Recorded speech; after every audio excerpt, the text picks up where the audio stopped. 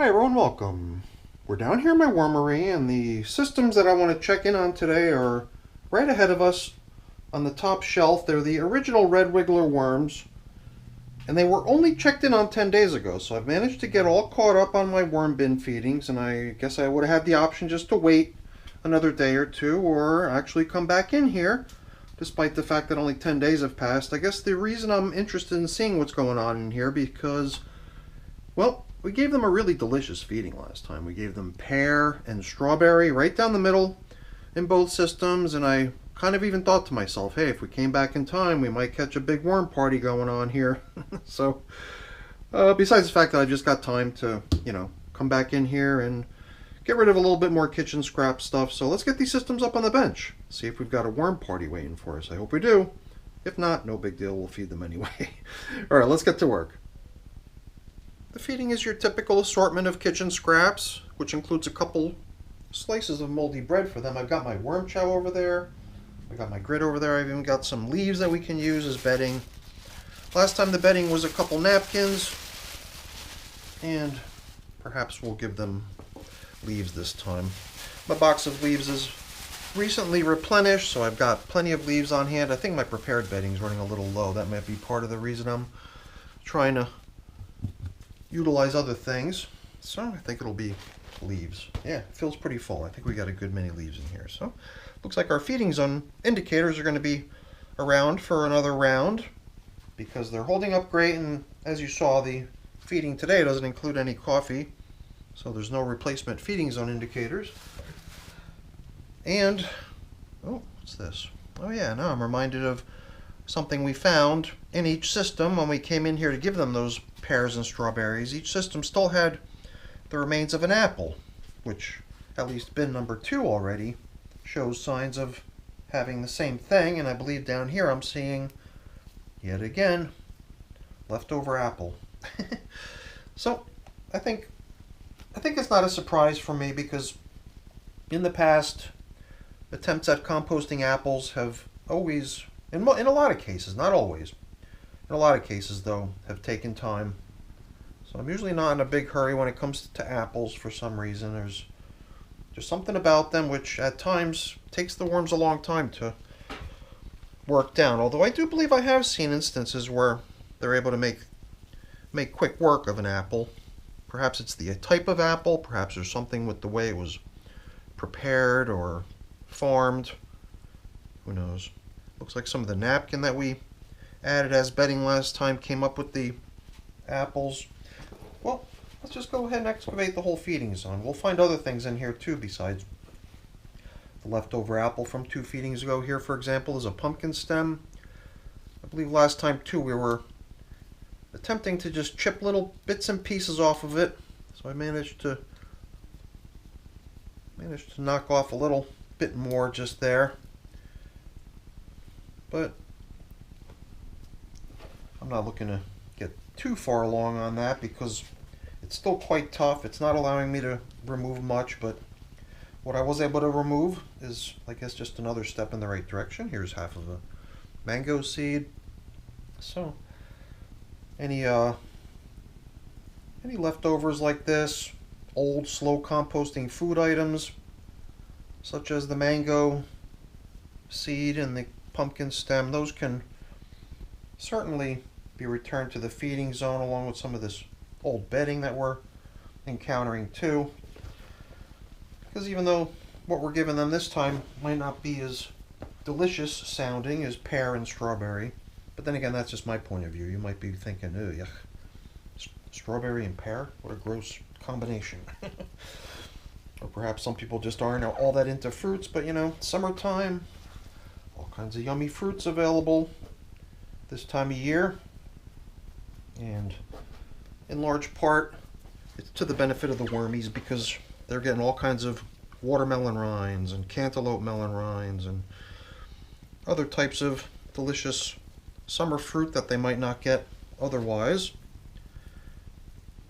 And, well, here too, I'm encountering a pumpkin stem. I'm not even going to try chipping away at that one because from what I remember, that one's still holding up pretty good. Still got a ways to go. Here's some more of the napkin they got last time. These napkins are pretty big. They might have even been folded over on themselves a little bit, which will sometimes hinder the breakdown of materials if they're just kind of jumbled up. But in time they'll make do with all of it. Alright, it's a good thing I've got my water bottle here, because one of the key things when it comes to feeding bread, I always want to make sure I've thoroughly dampened the bread before it gets given to the worms, or else it's fair to expect that this stuff is just going to get covered in mold and be of virtually no interest to the worms.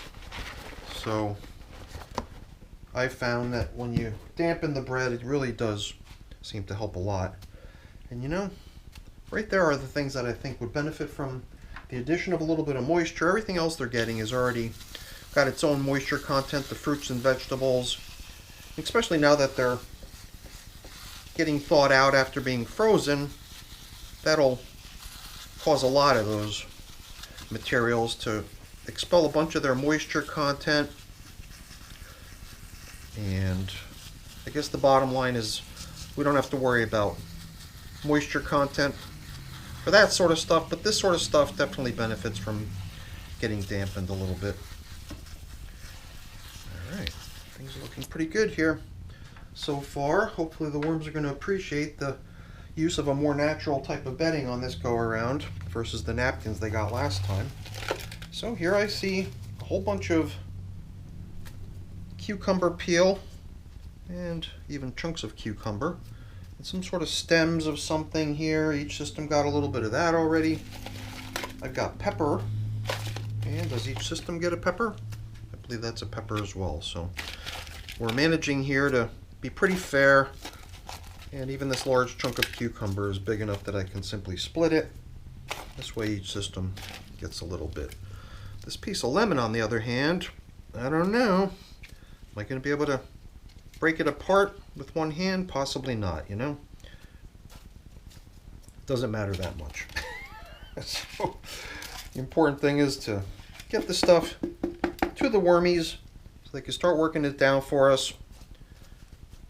And it's not that big of a feeding. If you look at it, my guess is that stuff is going to go pretty quick.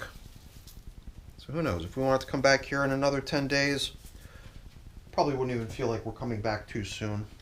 So I would guess that a lot of the stuff we've just given them is going to be, for the most part, gone in 10 days. But then the bedding, some of the slower composting things that they've got to still keep working on from days gone by.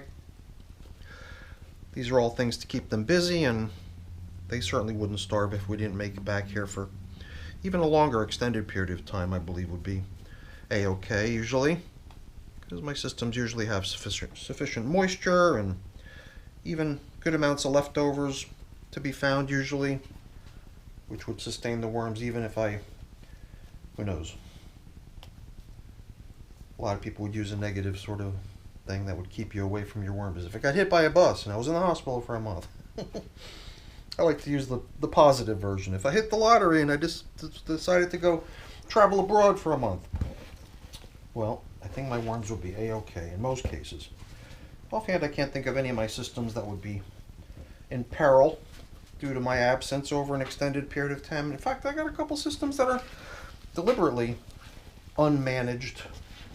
I call them my set it and forget it systems, kind of a fitting name for systems that were set up at one point and then basically left on their own to not get fed, not get typical feedings of kitchen scraps like all the other systems do, but those systems are just kind of left to deal with their bedding materials. In those cases, one's working on cotton, the other one is working on a collection of twine rope for me. So it's not just your everyday set it and forget it systems, but they're all working on some unusual kind of a bedding material. A little bit of an experiment going on, besides set it and forget it not really being my thing usually around here. The whole thing of trying to compost twine and cotton are also things that I've done in the past, so there's nothing novel about them really, but still just little oddities to not let the wormery activities become mundane or too repetitive. It's always fun to have a little this, little that, little variety is the what do they call it? It's the spice of life, right? Well, what do we got left here? We got our feeding zone indicators to bring back into service here since we don't have replacements, and these are holding up great anyway. And these systems look like they're both going to be so beautiful if we come in here with a lovely top dressing of leaves for each. And you know, another little glove cleaning hack that I've been using lately, if I don't forget.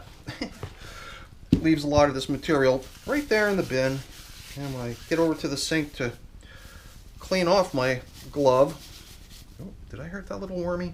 I just noticed it registered a moment after I noticed that I had a worm sitting there on my glove, but I think we knocked them off before I got rough. So yeah, this to me seems like a good way to return as much of this stuff to the system rather than ending up rinsing it down the sink. Well, no, I don't think we're even going to be putting this glove under the running water in the sink because it's actually heading for the trash because it's broken. But my finger's going to need a cleaning. Well, that's it for the video, everyone. I got a few things to obviously take care of getting cleaned up and put away over here, but I'm not going to waste your time with that. That's stuff's boring. Before I go really quick, let me just say thank you. Thank you so much for watching. Hopefully you enjoyed the video. If you did, as always, please don't forget to leave me a quick thumbs up before I go. That's always really appreciated. And if you haven't done so already, please also consider subscribing to the channel. That's very much appreciated as well. All right, everyone, have a great day. Thanks for watching. Bye now.